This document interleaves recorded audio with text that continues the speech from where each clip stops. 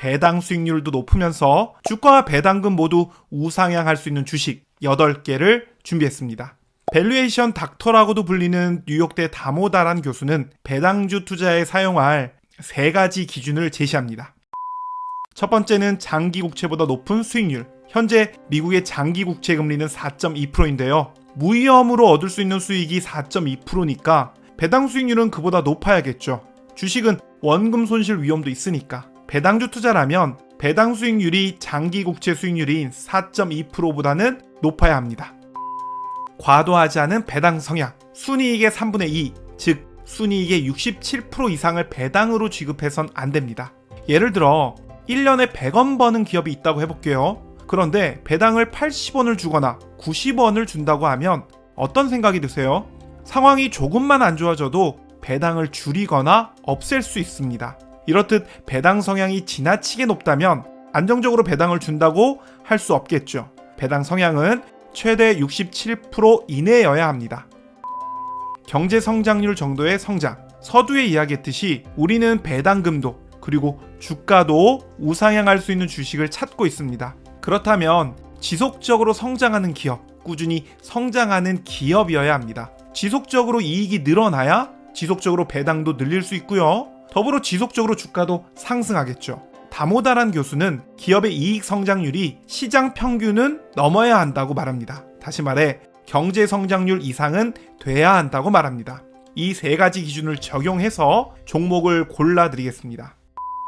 인베스팅닷컴에 보면 주식 종목 검색기라는 게 있는데요. 여기서 한번 이 다모다란 교수의 3가지 기준을 적용해 보겠습니다.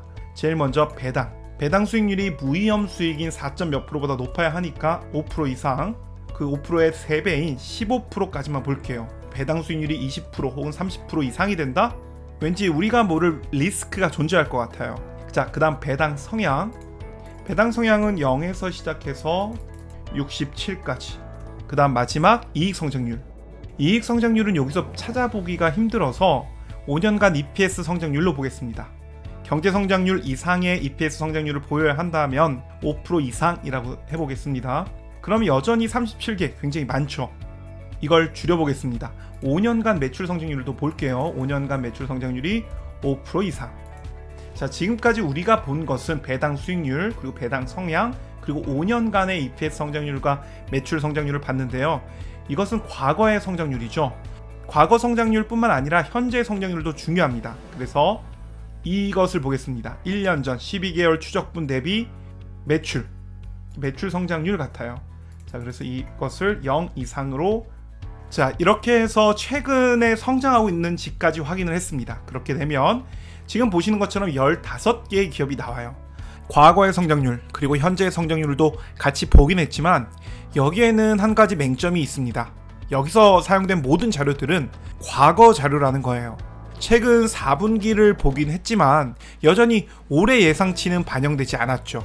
그런데 네이버 증권에 가보면 올해 4분기의 전망까지 반영한 매출과 순이익 그리고 올해 예상 배당금까지 모두 나와 있습니다. 자, 이 15개에서 더 추려보겠습니다. 예를 들어서 현대차 사무비를 먼저 보겠습니다.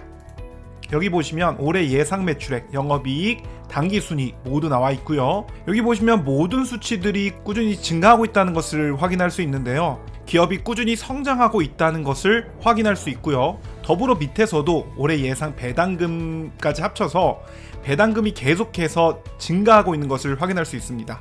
배당금까지 계속 우상향한다는 것이 보이네요. 이렇게 기업이 계속해서 성장하고 있다면, 그리고 배당금도 계속해서 증가하고 있다면 이러한 기업은 향후 주가도 상승할 것이라 기대할 수 있는 거죠.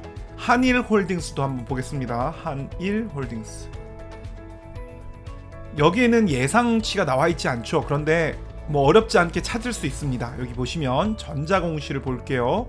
전자공시를 보시기 분기보고서가 보이시죠? 분기보고서가 나오면 연결 손익계산서를 보겠습니다. 지금 왼쪽에 2개가 올해, 오른쪽에 2개가 이제 작년인데요. 작년까지 3분기까지의 기본 주당 순이익은 2,362원이었는데 현재는 2,932원입니다. 올해 순이익이 크게 늘어난 것을 확인할 수 있죠. 3분기까지 3,000원이니까 4분기까지 합치면 약 4,000원의 순이익이 예상되는데요. 그렇다면 지금 이 기업은 배당 성향이 약 30% 정도 되죠. 그러니까 4,000원에 30%, 1,200원 정도의 배당금이 예상되어집니다. 이렇게 찾을 수 있죠. 자, 그 다음 하나를 더 보겠습니다. 코엔텍도 볼게요.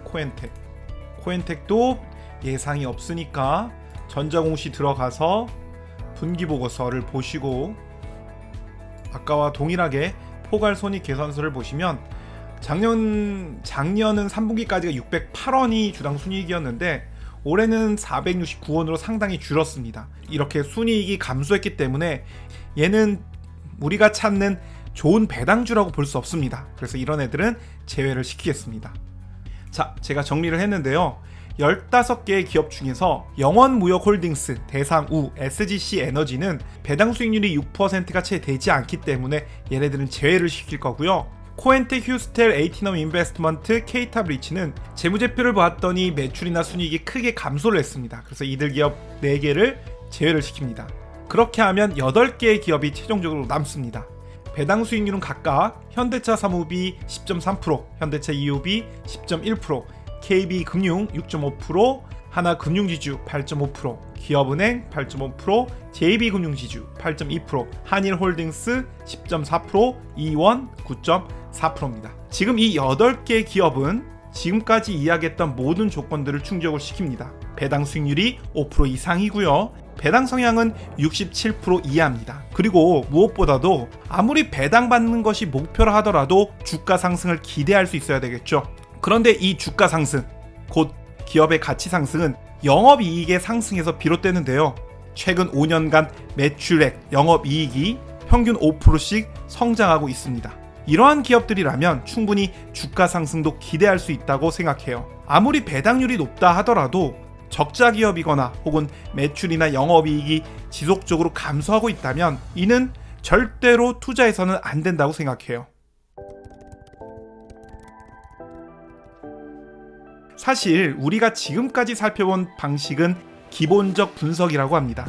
재무제표상의 숫자들만 가지고 투자 가치를 판단하는 거죠. 기본적 분석만으로 배당주를 고르려고 한다면 앞서 말한 4가지를 사용하면 될 것 같습니다. 앞서 말한 4가지만 사용하더라도 충분히, 아니 너무나도 훌륭한 기업들을 고를 수 있다고 생각해요. 더 이상 추가할 것도 뺄 것도 없다고 생각합니다. 그렇다 하더라도 이런 고민은 들 겁니다. 기본적 분석만 사용해도 될까? 업종이라든지 사업 환경이라든지 고려해야 되지 않을까? 숫자에는 보이지 않는 혹시 모를 위험이 있을 수 있잖아. 그런데 저는 기본적 분석만으로 충분하다고 생각합니다. 숫자 뒤에 숨겨진 리스크는 우리가 분산 투자만으로 어느 정도 극복을 할 수 있어요. 숫자는 거짓말을 하지 않습니다. 또한 우리의 판단으로 더 나은 결과를 낼 수 있다고 장담할 수 없어요. 무엇보다도 우리가 하려는 건 배당주 투자입니다. 중요한 건 배당 수익률이죠.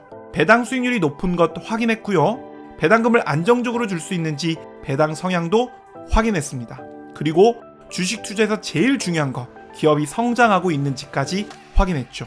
그러면 충분하다고 생각합니다. 오늘 영상은 여기까지입니다. 오늘 영상이 도움이 되셨다면 좋아요, 구독 부탁드립니다. 감사합니다.